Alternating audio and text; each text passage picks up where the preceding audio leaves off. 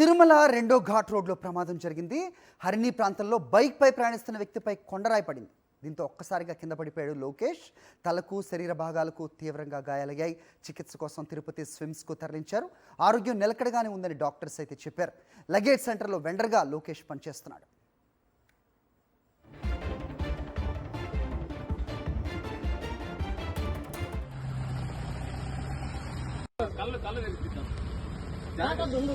Urgent emergency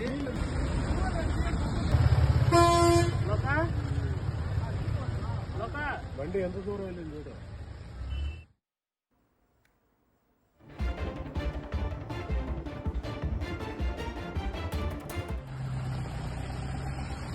కళ్ళు తెరిపిద్దాం.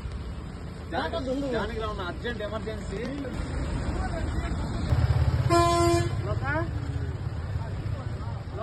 బండి ఎంత దూరం వెళ్ళింది చూడ.